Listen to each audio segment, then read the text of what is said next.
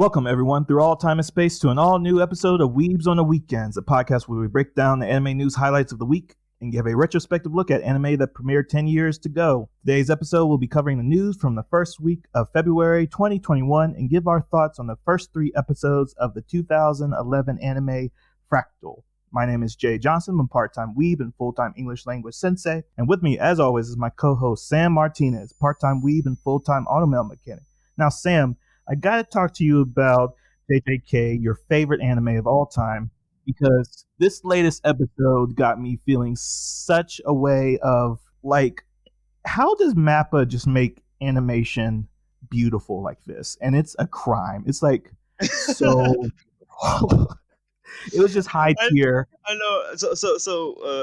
I guess like the best way that I can describe it to you is like when I was watching WandaVision, just like episode 4.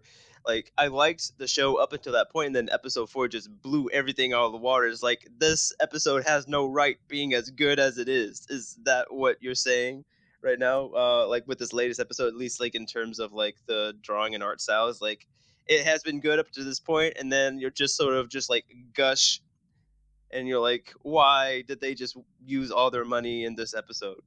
Yes, so this is episode 18, I believe. Yeah. Episode 18 of the second course. So it just makes me think that the Sakuna versus Gojo fight from like episode 2, I guess, That was would episode 2. is not definitely going to win best anime fights for the Crunchyroll award, because there are 3 fights in this episode 18 that are just blow that other fight just out of the water. So first you have Maki versus Turquoise Hair Girl, which I don't think I forgot her name too. I forgot her name.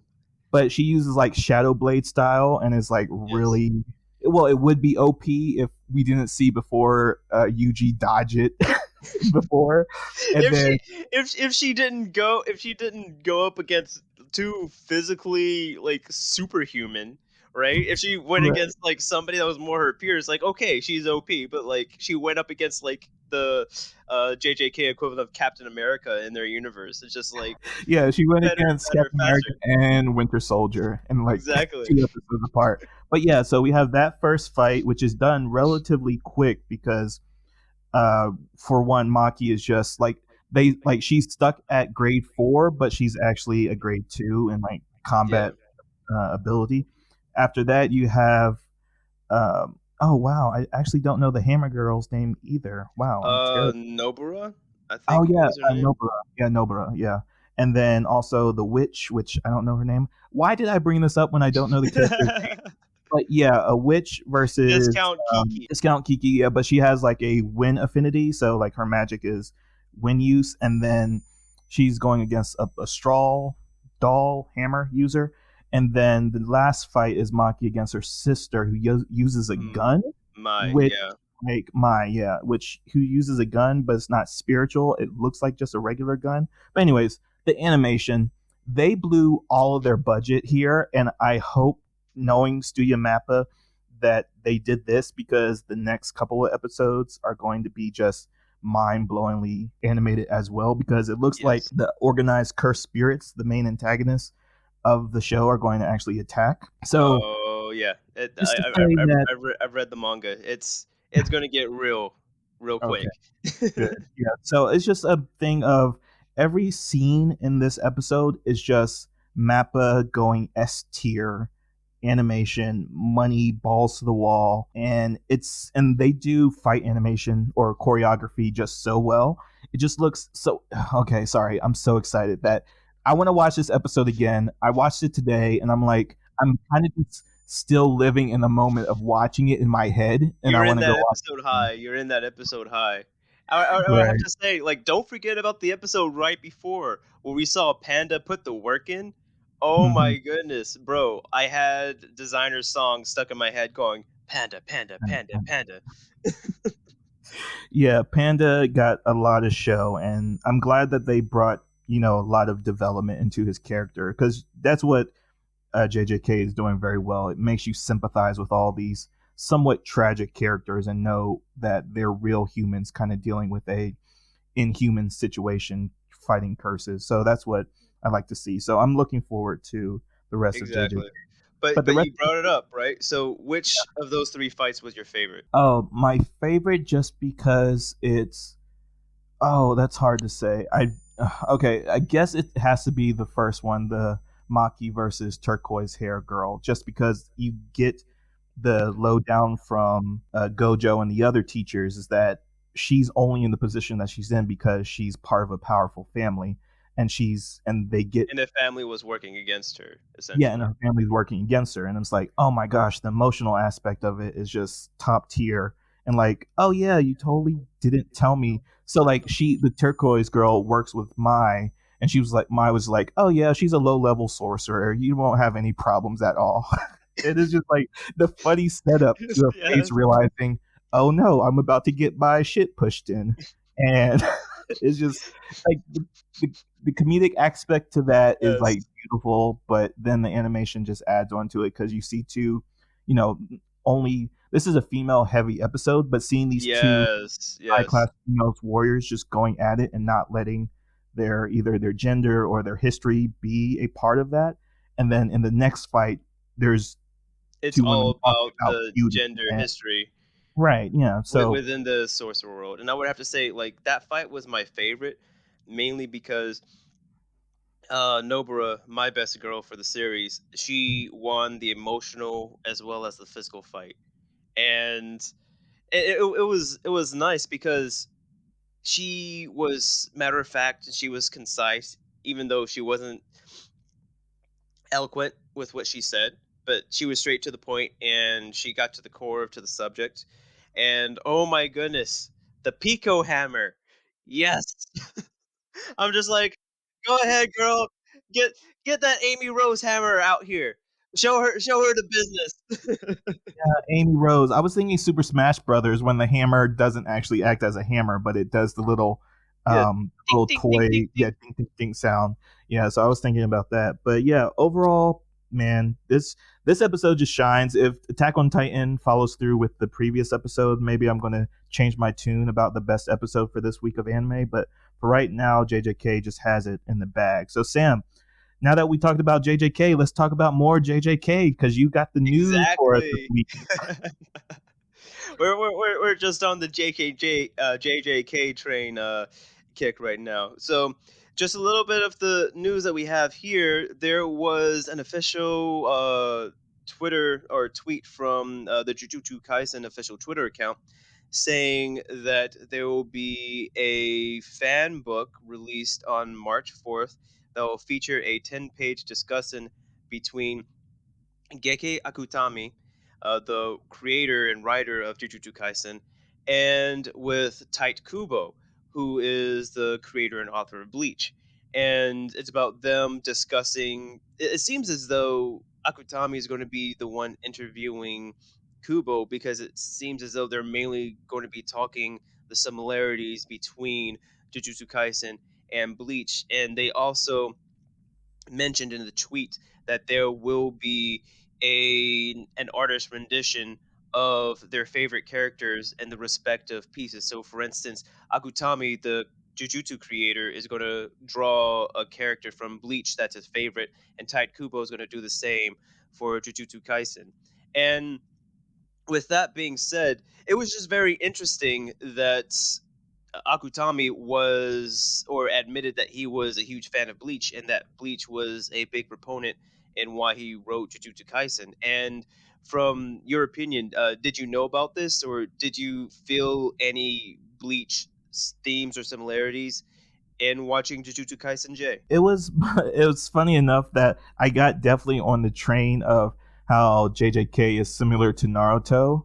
and the whole cool sensei with the face covering and the hyperactive main character and the shrewd female side character as well as the dour emo kind of side character. But the comparison to Bleach also makes sense again with the idea of what are essentially, if you consider hollows as curses, given Yeah. their how they feed on humans and how they have a reflective natures with humanity, then I definitely see it.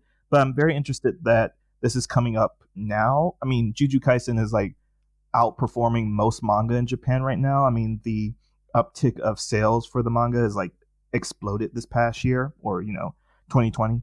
So I'm not surprised. And with Oda having recently published or got aired his Burn the Witch, so it's kind of like the perfect confluence of events for these two Yeah. kind of show off that they have a mutual respect of each other. Oh no, definitely. I would have to say, as you said, watching Jujutsu Kaisen, I did kin this show more to Naruto mainly because of the in school feel, as you said, the trio and the teacher.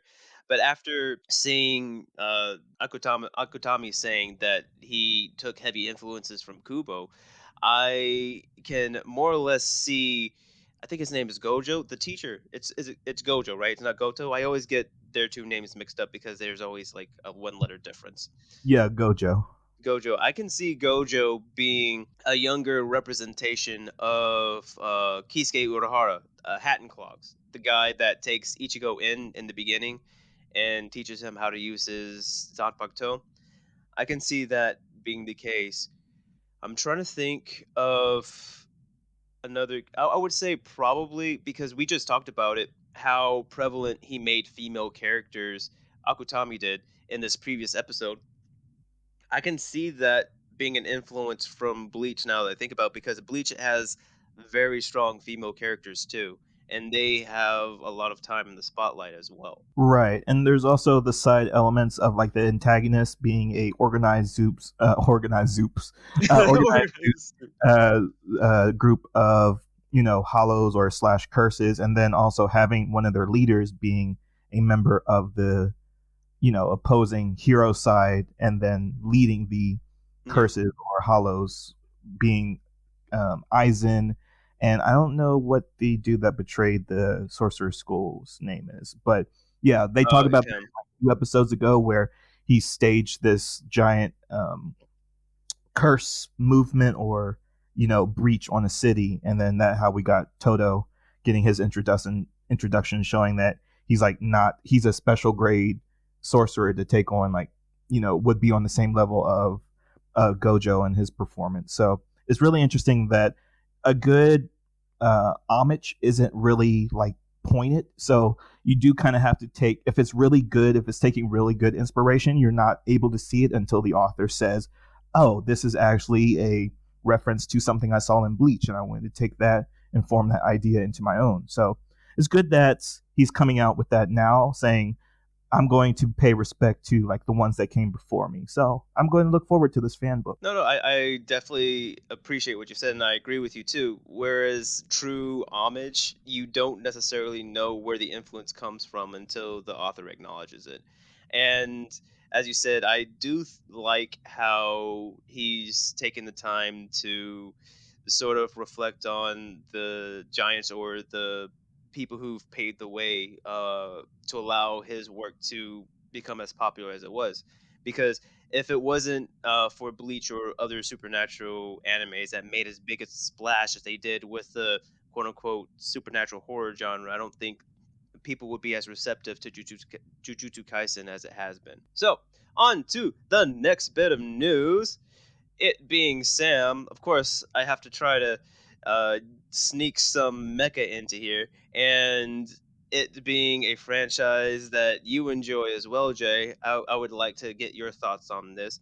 It has been announced by Netflix that they will be streaming a trailer for a new anime series this coming Monday. I think it would be the 8th of February. It will be for the series known as Pacific Rim The Black. And I'm trying to think right here. The synopsis of the story, it's essentially two siblings, an idealistic teenager and his naive younger sister, are forced to pilot an abandoned Jaeger across a hostile landscape in a desperate attempt to find their missing parents. Excuse me. It doesn't necessarily tell us where it is in the Pacific Rim timeline. It is a 3D animated series based off of the live action films, so we don't know if it's a creative rendition or if it is, in fact, in canon with Pacific Rim.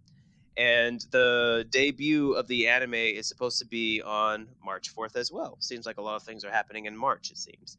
So, What were your thoughts on this trailer and this announcement, Jay? It's weird that, well, in the sense, it's weird because of the previous Pacific Rim installment was Uprising, which had John Boyega in the role of the MC, where Yeah. previously it was, oh, I forgot his name, but the first movie was directed by Guillermo del Toro. Same thing with the second one, because Guillermo del Toro didn't have more of a story that he wanted to do. Actually, he did have more of a story, but he didn't.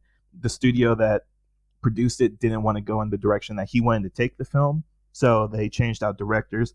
So that this is a follow up to those two live actions. Being in the mech genre of the kaiju genre, it's really interesting that Netflix has taken more of a role in the anime industry. They're putting more of their efforts, finances to publishing original or, continuing properties that have been somewhat fluctuating in the past decade. Like they did the anime version of the Godzilla movies, with like Godzilla being the size of basically the planet Yeah. and them going to space. But anyways, my thoughts about this is that it's interesting. It looks very much like World Trigger, if you know that series. Is that these kaiju's have kind of just taken natural place among the world, and they're just like people are living underground, or they're really segregated across or scattered out among the planets, or the planet. And the whole art style of the Black Pacific Rim, the Black, looks very much like Trolls, if you remember that animated series from a few years ago. Same thing with Guillermo del Toro's property, The Trolls. But it has this very clean look, or actually has somewhat of a, like you said, 3D CGI look to it that is just so appealing to audiences. Like they have, like, it's a very easy way to get into a series that may not be as inviting as you might think, because kaiju's is kind of a singular Japanese touchstone, but that really hasn't been translated to the West that well. So I'm just looking forward to this, like, kind of breaking open that and continuing anime in this vein for Netflix. Okay, so you think it's a positive, and it's good that you mentioned the Netflix Godzilla 3D animated series as well, because the same production company, Polygon Pictures, this the same one that did that series is what's doing this one as well, and so that's why the aesthetics and even the kaiju storyline is somewhat similar. And I would say that I am. It does look good. I'm just a little bit hesitant because I did watch the Godzilla TV series. It was okay. The story was hit or miss, as well as the animation. There were times when it was good, and there was times where it was rough. However, the trailer for this show makes me a little bit hopeful in that they have tightened down on, or they have honed in on what they know to work in terms of animation. So hopefully it will be a lot smoother than all of its predecessors. So I would definitely give it a shot and see what their take is on it. I just hope that it doesn't become another rendition of Iron Man or Wolverine where it's trying to act like Pacific Rim and it's not Pacific Rim, if that makes any sense. Oh, it does, because Guillermo del Toro is a big weeb, and that's kind of why Pacific Rim Pacific Rim 1, I guess, worked, is because he knew what to focus on. He knew that the Jaegers and the kaiju needed to have like a weightiness to them. So like he put a lot of his like attention and his special effects director into the field of making that moving parts feel like they were actually giants or titans among a city's landscape. So it does sell it a different way, that maybe this is going to be more of a kidified version of it.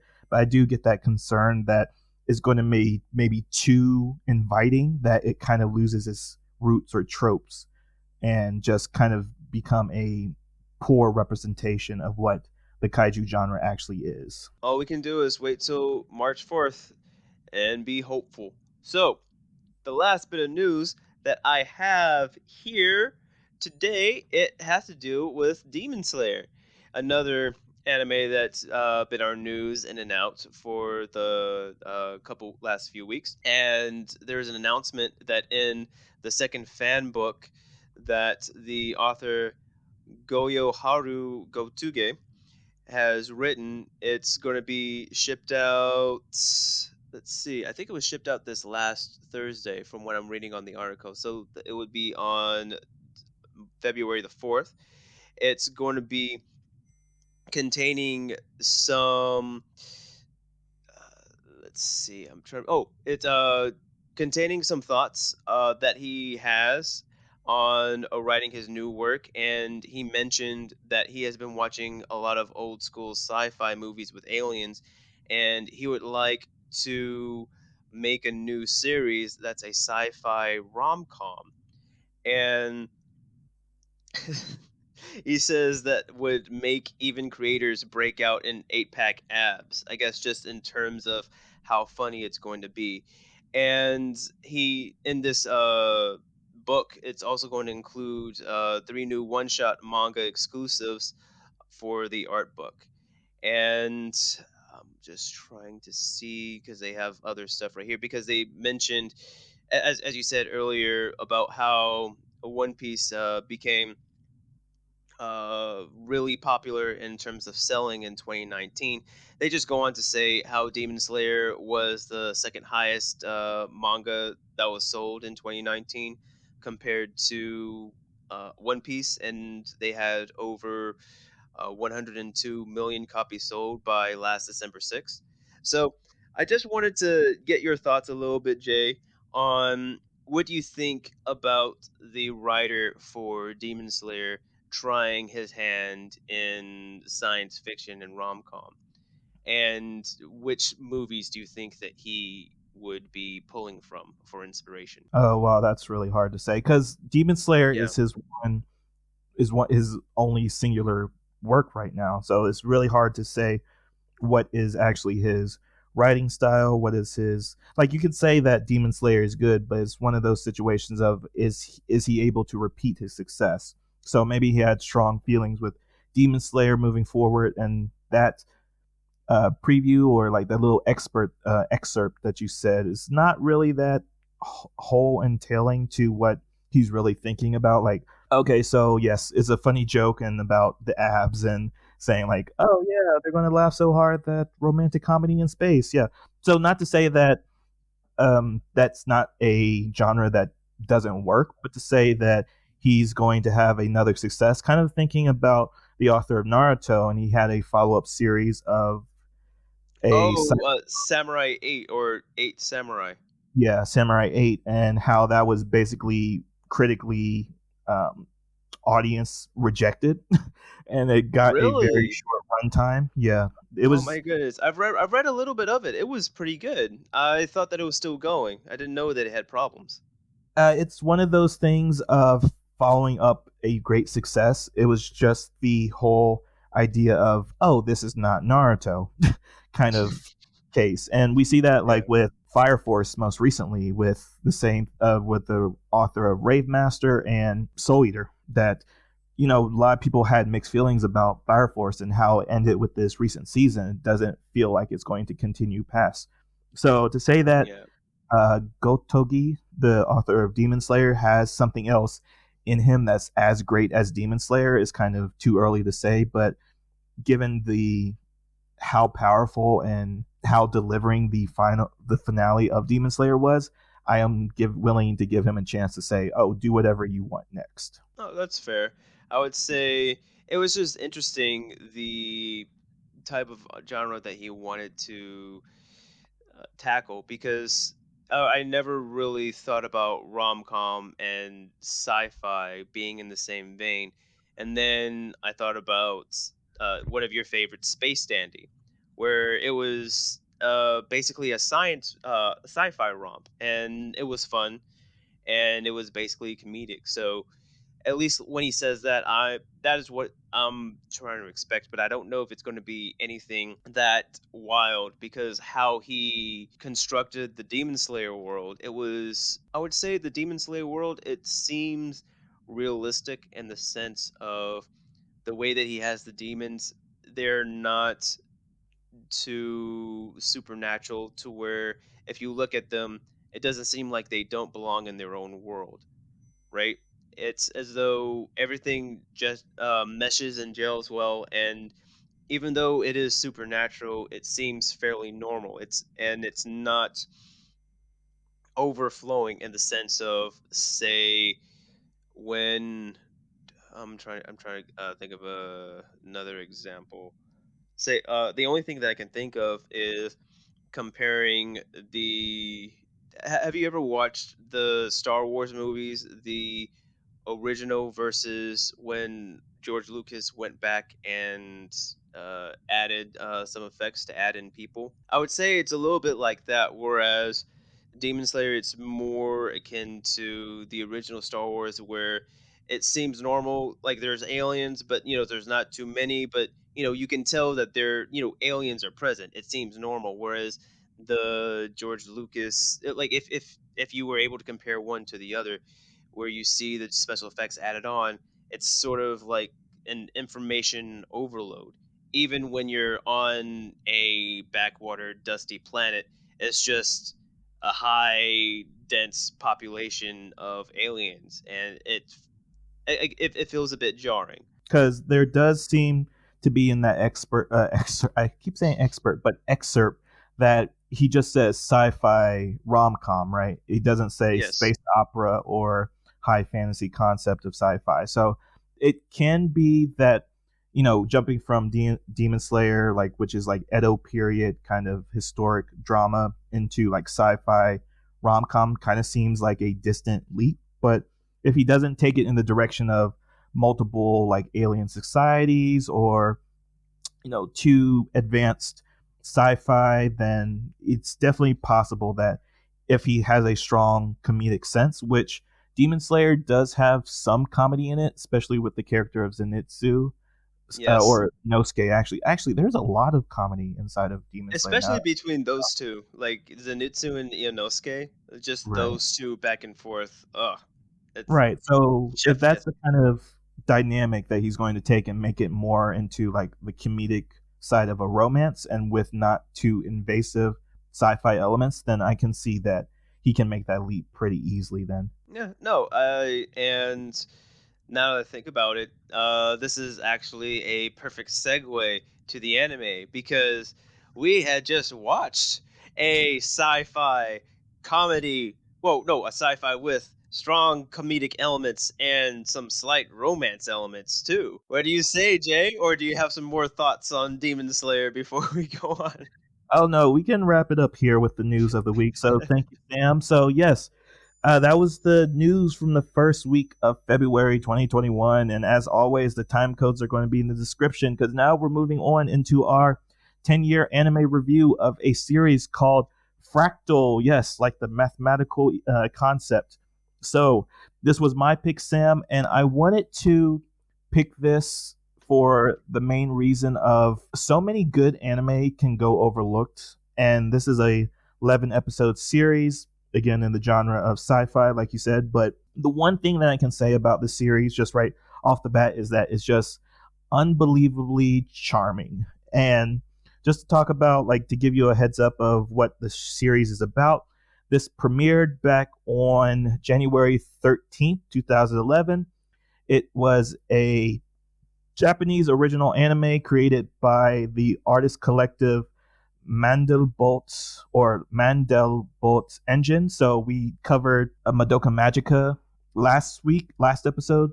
So I wanted to kind of do these two series back to back because they're both produced by artist collectives, and you never hear that phrase nowadays. So I was like, oh, this is like the perfect time to talk about the works of two artist collectives and to see how they did. So we kind of love Madoka Magica and see how we feel about Fractale. But this was animated by Studio A1 Pictures. We've talked about Studio A1 Pictures a lot, but this was also in collaboration with Studio Ordet, Ordet. They're basically known for doing Black Rock Shooter. Oh, really? Yeah, so like Fractal and Black Rock Shooter are like the two series that they're best known for. So Okay. the story centers on a young boy named Klain who lives on an island ruled by a satellite-based virtual reality system known as Fractale until he rescues a girl with a pendant that within it has a holographic avatar. So again, those strong sci-fi elements are really right off the bat in the premise, and is streaming on Funimation now with a rating of PG-13. And Sam, since you're PG-13, what were your first thoughts going into episode one? Because we always talk about the 3 episode test, and that's what we're Yes. talking about now. But how did you feel about leaving Fractal or this series after episode one? I wanted so much more. It was just like you said. Even though it was like 3 episodes, this is the first time that we've seen in an anime where we're just doing 3 episodes test. Where I kept going. I hadn't had a chance to finish it, but I did continue going. And as you said, it was just something likable. It was intriguing enough to where you were trying to understand how they lived on this island, because the way that they opened up, the boy, he essentially lives at home, but his parents, they look over him through their online avatars known as doppels, and he can dismiss them whenever he wants to, which is more power than any kid should ever have over their parents. And he's just independent and just trying to figure out their society. And as you said, the girl with the pendant, I think her name was Friend, she comes up out of nowhere, and she is I think it was my favorite part of the first episode. She is being pursued by these 3 characters, we learn later on. The little girl is known as Henry. I don't know the name of the 2 blue brothers looking guys behind her, but they essentially reminded me, like, the dynamic between those 3 characters is as if you take Jessie from Pokemon, you make her 12, and then you make her in charge of Bulk and Skull from the Power Rangers.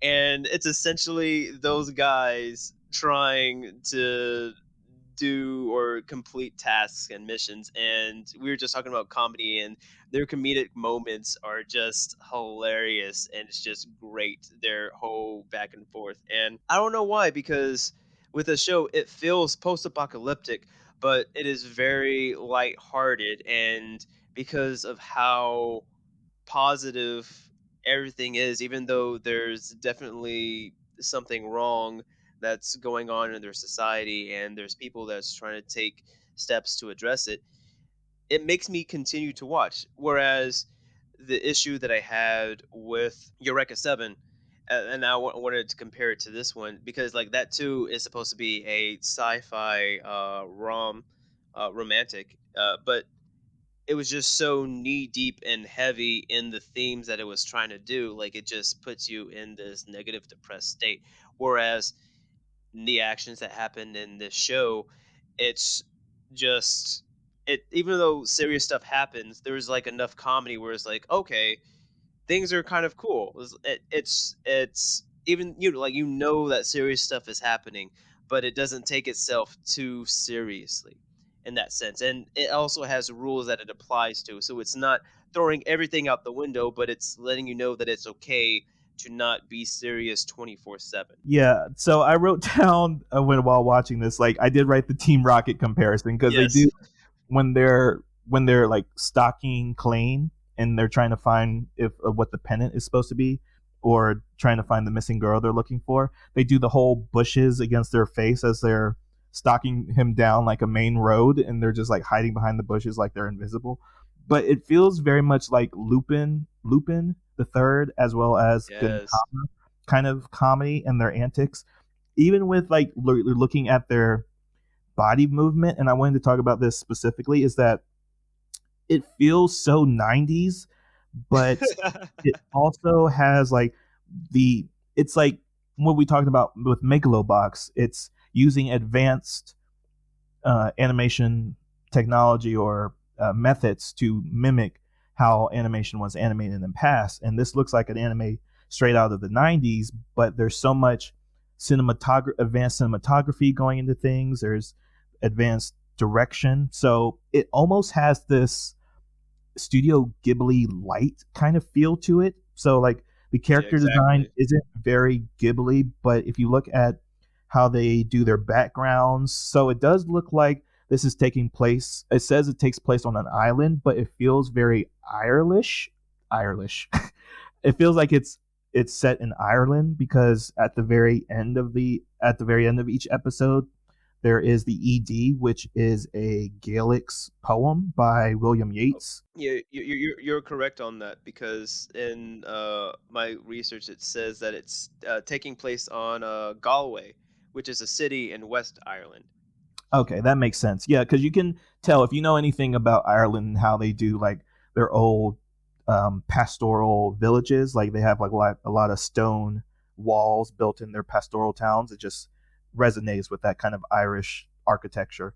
But anyways, like talking about like the background design, talking about the '90s aesthetics, but it's also being produced in 2011, so it's advanced animation technology or styles to make it look old.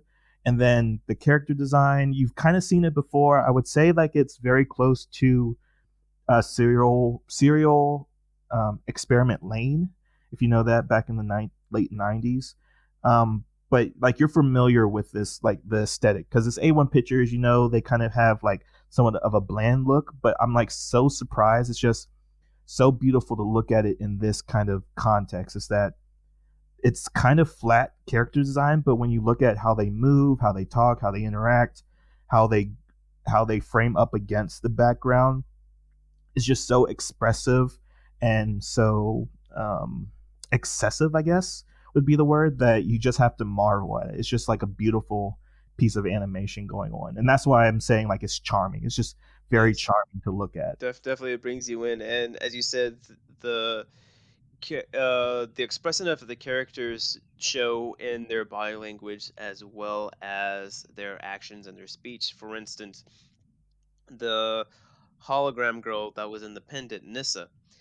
It took me a minute to try to pin down her personality type because she is naive, but she talks about herself in the third person. So she views the world very much like a child, whereas if she can experience something, she's very excited about it. If something that's new to her, she wants to go and explore.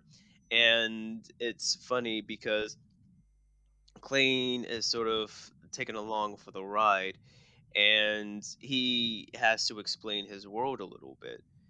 And w- so I guess that was sort of what my favorite character interactions were. It was with Henry and her goons following Clayne, as well as Clayne's interactions with Nissa and what it means to actually have a family, or at least being in close proximity to somebody that he cares for, not necessarily romantically, but at least have feelings for. Because, as mentioned earlier, his parents, they they essentially parent remotely. They're taking the pandemic precautions to quite the extreme in using their doppels in order to maintain their responsibilities. And so, my question would be, what was your favorite character interactions, and what did you think about the character interactions between Clayne and his parents? You have to go into, okay, so this is a warning about how annoying Nessa is, that I had to pause when she started talking, like barely before the first sentence left her mouth. I was like, "Oh no, this is where this is what ruins this anime for me," because you immediately know, like you said, Sam, you just like hit it on the nail of the head. This is that unapproachable innocence that just makes you feel all gooey and mushy inside, and it's like, "Oh no, if this was a dark anime, this is the story about how her innocence gets corrupted or something." And her personality is what is not bipolar. Well, maybe bipolar is a good descriptive of what's going on, but she's hyperactive. Her I listened to the English dub, and oh my gosh, her Same. voice actor is like the Manny Pixie Dream Girl kind of hyperactive, ear grinding kind of tonality in her voice. You just So really hate her, how her voice actor gave her voice. yeah, I really should have listened to the Japanese to see how it compared, but how they presented her in the dub was just so grinding on, listening to it. But again, that is just something to go into it, but it does dull over time because everything else around her is just so strong. So if you're talking about anything involving her is just like not my favorite part. But Okay. that there is a scene in episode 2. Again, episode is 2 is called Nessa, named after her.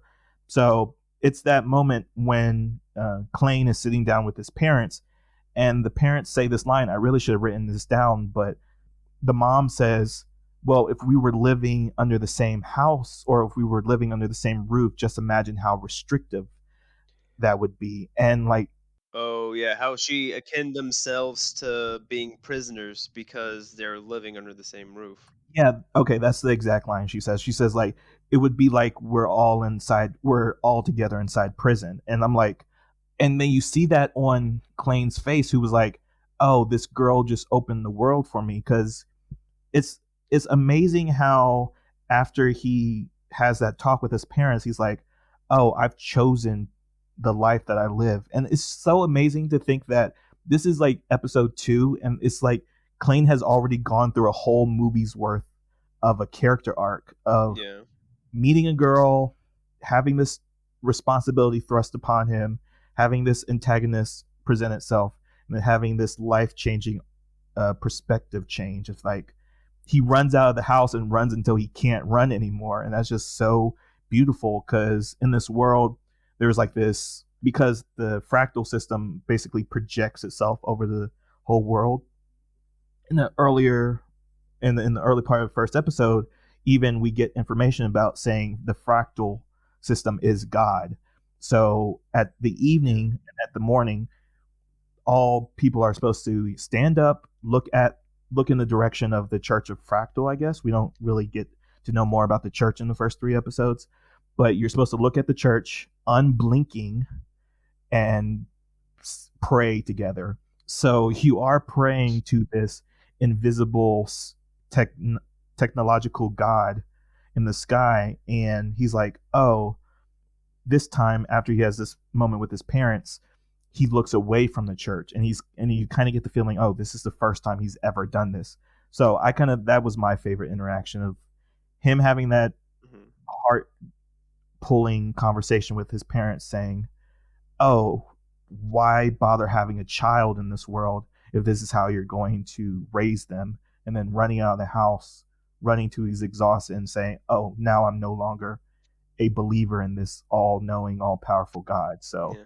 there's a lot going on in these 3 episodes, and we haven't even got to the third episode when they introduced a terrorist organization essentially called Lost Millennium. Yeah, Lost Millennium, Granite, and I like what you said about com how they view the church or how they view the fractal system in a religious aspect, and it was just very interesting seeing, a post-apocalyptic take, whereas they blend technology and religion in that aspect. Whereas conservatively or traditionally, religion is more spiritual and technology is seen to be more progressive. And in this instance, we're seeing at least technology is using religion in order to keep a hold of people, or at least people are starting to view technology in high regard in terms of religion.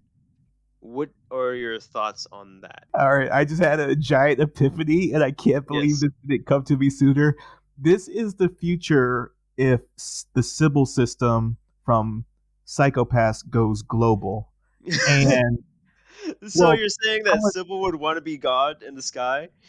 Well, yeah, because we get in the third episode, we get the understanding that everyone has terminals, or they have like a some way that the fractal system keep tracks of them, and they were able to project their consciousness through their double. So somewhat of like how altered carbon has like those discs in the back of your spinal cord that allows you to rebirth. Stacks. The Yeah, stacks, yeah, yes. stacks. Yeah, stacks. So thinking about that, so again, the religious part of it is so what the Sybil system in Psychopaths wants to become. They want to become like the singularity. They want to be the governing system of humanity, and that's what the first three episodes at least set up with Fractal. Is that what happens to humanity when you're given everything that you need. So somewhat of the same thing that happened in Wall-E is like what happens when humans have all their needs met? What happens when they don't have to struggle anymore? So this is a story of man versus technology, or at least man versus the endless march of progress. And like you keep saying, Sam, you keep saying post-apocalyptic, but that can be conflating It dystopian. But this yeah, is my a apologies. Yeah. Oh no, that's just like a common thing that people think um, when anyone wants to talk about post-apocalyptic, they say, "Oh, well, of course everything's going to go bad because humans." But yeah, this is a utopia, and Klain is someone that has become accustomed to the world of, "Oh, I don't need to struggle, so why bother struggling?" It's kind of like what like far right people think about drugs. Like, of course, everyone's going to use drugs because drugs are amazing. But what happens when you become addicted to drugs? This world is addicted to not having to struggle with anything. So that's why you get those crude revelations about parenting. Like, why have children if you're not going to be involved in their life when you can govern from a distance? So there is so much in these first three episodes again. So the Lost Millennium is that rebel group that gets introduced. Those three stooges essentially that get introduced, and their leader. Oh my gosh, how do you describe their leader? But yeah, Lost Millennium. So like their name is named after the period before the fractal system was implemented. So yeah, so the fractal system was implemented in the 22nd century. So the story right now is happening at least far into the future because Klain talks about that time as have long passed, like past history. Because Klain is a Luddite, if I'm using that word right. As an English teacher, I don't know what a Luddite is. No, I do. Yeah, it's just someone that is obsessed with old technology. So if you look at Yeah. steampunk or astropunk or all those kind of old fashioned steampunk kind of aesthetics, but he's a technophile as well. He has a large collection and historian. We see him have somewhat of a iPod Zune, maybe in the first episode. I couldn't tell what it was. I was like, that looks like a Zune logo, but are they trying to not get dinged? What's going on here? Right, because this was back in 2011, so maybe it is a call to a Zune. But yeah, so like to his character, he's already set up in a mind frame of the world is broken, but what can I do about it? And everything going forward with the sci-fi fantasy story, he gets this pendant, very much like Frodo in Lord of the Rings. He gets the ring, he gets this mysterious object, he gets a mysterious girl, he has a goal. Oh, I need to find this girl that I tried to save and she disappeared on me. So everything that the 3 episode test looks for, Fractal just does perfectly. Oh, definitely. So then, Jay, are you saying that you are suspect or expectant of the series? I am in the camp of it feels very borderline of it's like it feels like a complete story already. So like going out of the first 2 episodes, it feels like a story that is going to get so complex because they layer so much in. So I think a lot of things that you had problems with Sound of the Sky, Sam, Fractal just does it perfectly. That they do all these subtle world buildings. Like Nessa is like the surrogate for the audience, so Lane does have to does have to explain how the world works, but it feels Feels natural. natural. Yeah, it feels natural. Um, Actually, have you ever seen the movie Surrogates with Bruce Willis, Sam? I think I did. I need to watch it again because it's about him essentially getting into a pod so he can use an avatar to do stuff. Yeah, exactly. So it's basically the live action version. Well, no, that's not fair. It has a similar lo-fi low sci-fi premise is that the whole world has moved into a place of, oh, we have a way to project our bodies into artificial or cybernetic robots, and he's the only one that kind of, well, him and part of a rebel factor say no cyborgs or no surrogates because we want to live our lives. We don't want to stay hooked up matrix to a chair all day. Yeah. And that feels like a contained story. So I'm saying that Fractal right now for me is a expect, because they've laid out their world in such a intriguing way of like what is the religion of a fractal system. There is even time travel possibly at play, because on the first episode, Freen says something along the lines of, "Oh, this is how people behave in this century or behave in this time," and it's like, "Oh, shoot, she's from out of time, or she's from somewhere that's not fractal, or maybe there's another planet, or there's a lot going on, but it's not too distracting. It's all inspiring you to To uh, continue. continue it on without saying, "Oh, this is bad writing," because they'll explain it later. And Yeah. then the relationship between, okay, so there is actually a relationship moment between Nessa and Klain that I like, is that Klain for the first time really has like soup when he goes to the rebel camp in episode 3. Oh, yes. I remember that. I remember that. Continue, continue. That was a Yeah, good scene. and Nessa's like, I saw you enjoying it, but I don't know what that is to taste something. So can you dance for me? And then the goons from Team Rocket are outside watching, and you can kind of just see their shadows dancing around as Klain is trying to explain, oh, this is what salty would look like. And it's just It's like really boom, pow, arms are nice. flailing around.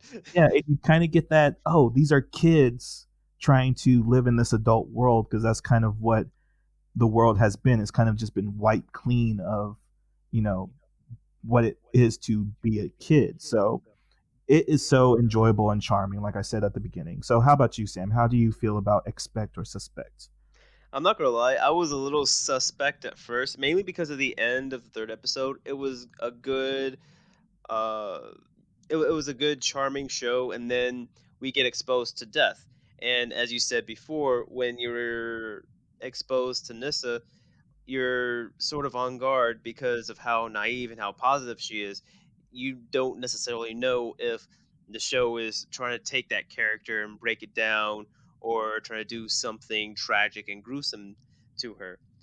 And at the end of episode 3, when death is actually shown, I just got Eureka flashbacks. I'm like, no, I can't deal with this again. I love this show too much. Please don't become another Eureka. And as I kept watching it, it still maintained the light and fun tone that it had before. And I attribute that to the strong writing. So I would say I'm now expectant of the anime to continue to give me the good feelings that I have grown to expect from it, as well as to continue to enjoy the story that they're trying to unfold in regards to Klain, the story, as well as the Lost Millennium group. Yeah, so even if you look up the series on YouTube, like there's only about 17 videos reviewing this, and like two of them are saying ending of how the ending is a certain way. And it's very interesting that people have shown that the series was warrant talking back in the day. And then the follow up to the series was a 3 volume manga. So, Sam, I know you're a big manga reader, so you can Okay. go into the manga. But Nice. it does take a different, well, the illustrator is definitely distinct from how it's been animated on like the screen. So be aware of that. As well as there's a series novel called Fractal Reloaded.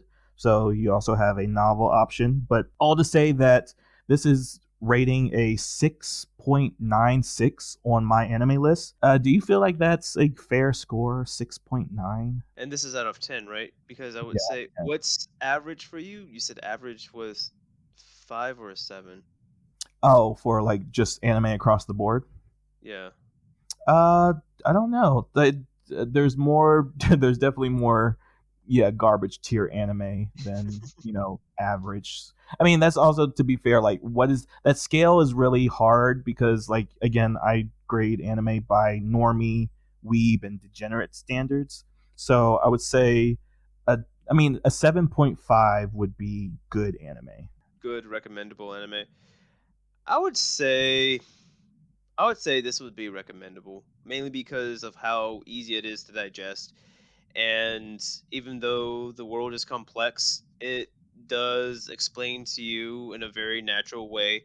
Not to mention, the comedy makes everything easier to digest, and it's not essentially poop humor. It's not essentially slapstick, but or anything that's outside of the characters. It's comedy that is inherent to the characters, and it seems as though they do tackle the themes in a very good way. So I would say that this is probably in the mid to high weeb category in your what was it? It was normie weeb and then degen. Degenerate. Yeah. So yeah, I would say this would be in the mid to high weeb category. I would definitely suggest this to somebody.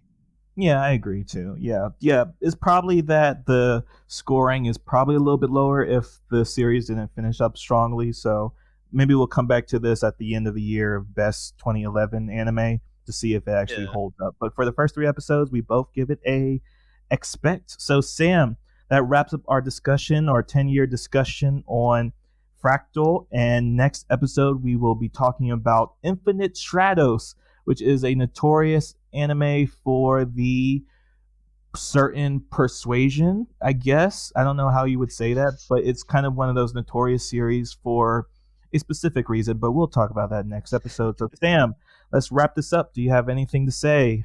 Perhaps we should look to the sky and offer a wish to the day star.